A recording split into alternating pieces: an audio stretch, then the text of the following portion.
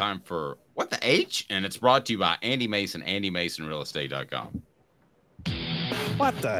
What was he thinking? Release the hounds. The Dave Hooker Show. Keep cool. A presentation of OffTheHookSports.com. John's not big on the Twitter, so I'm going to update him just a little bit here. There was an interview with Tony Elliott where he talked about he strongly considered taking the Tennessee job, and he was among probably a dozen candidates when Tennessee hired Josh Heupel. And then Danny White responded with a quote retweet and said, "I let this go once, but I'm paraphrasing, not a second time. I do not remember offering Tony Elliott the job." What did you make of that? ADs don't do that a lot. They usually sit back, but I thought it was kind of interesting last night when that hit. I think it's very odd. Yeah, normally they just let it go. And there was plenty of speculation about that he was in fact offered the job. But if I had been in Danny White's position, even if I had offered him the job, I would think later, well, maybe I thought I offered him, but I didn't really offer him, because you've hired Josh Heupel. So the idea of having Tony Elliott would be pretty chilling at this point, because he's not conceded that much of Virginia. But, it could also be semantics. For example, Danny White could have said in an interview with Tony Elliott, "If I offered this job to you, would you accept it?" Or maybe he would have gone a little further if he said, "If I had fallen on and hit my head on the floor and offered you this job, would you have accepted?" And Tony Elliott said, "Yeah, but that's not actually offering him the job." True. And another way to look at it, Dave, is that I think he knew what he had with Josh. Well, no, he didn't know that Josh Heupel was this good, maybe, because Josh Heupel hadn't done it in the SEC. But from being together at UCF, he thought, well, if I can't find somebody better, I've still got Josh Heupel here. So I can scan the landscape and see if I can come up with someone I think's even better.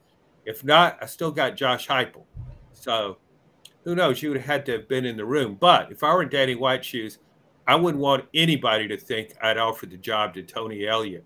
He's an offensive coach who has no offense at Virginia. So, well, and I want to get to that, and Caleb's going to jump in here. I remind you that John's appearance brought to you in part by Andy Mason, AndyMasonRealEstate.com. Best service, best price in the biz. How about that? And it's true. With Andy Mason, I've known him for 25 plus years. Andy Mason of AndyMasonRealEstate.com will take care of your real estate needs right there in the Knoxville area.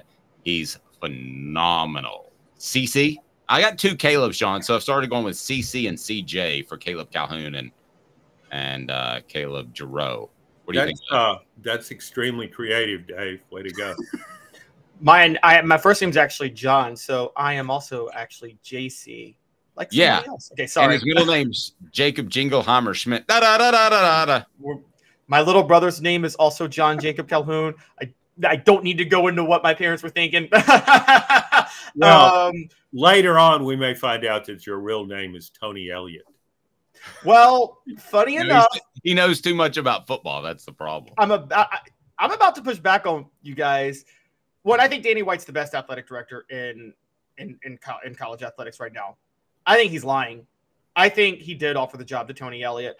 And I'll admit this. I pushed for the Tony Elliott hiring at the time because I thought he would be a decent splash hire. He had success at Clemson coaching the offense. I do think Tony Elliott turned it down because it was a bad, by any reasonable definition of bad job, Tennessee was a bad job in 2021. And I don't blame Danny White for going after Tony Elliott, but I want to know where you guys think, John, particularly you, where do you think Tennessee would be had they hired Tony Elliott? Certainly not where Josh Heupel is, but do you think it would have been a disaster? Oh, yes. Really? Yeah, I sure do. I think if you're a really good offensive coach as Josh Heupel is. Wherever you go, you make an immediate impact in that area. You might not elevate the entire program, but you show right away that you're a really good offensive coach. He didn't do that. Same way with defensive coach. Jeremy Pruitt was supposed to be a defensive guru. So when he comes to Tennessee, you expect immediate success. Some not overall maybe, but on defense. You say, hey, that defense looks better. And if you go back to his Tennessee debut against West Virginia is still running into the end zone against Jeremy Pruitt's defense. So, no, I think here's a problem I have with that. You can say Tennessee was down at that time. It was in a dreadful place.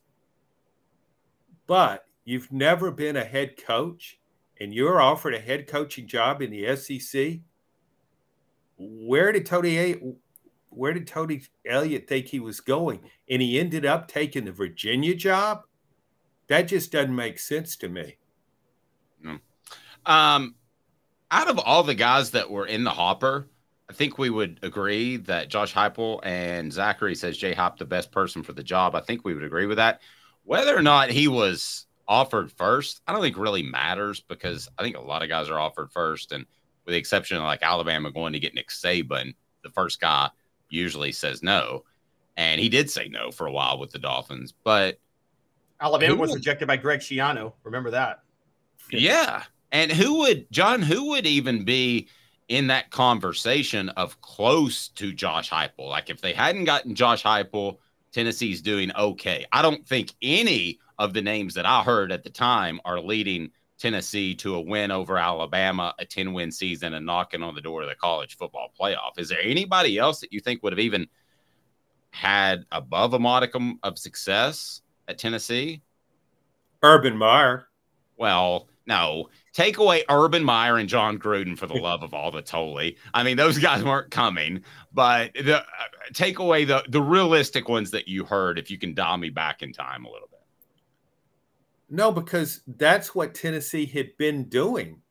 That's its history of trying to find these kind of guys, and it was failing miserably. It had Derek Dooley, Butch Jones, and Jeremy Pruitt, all questionable hires.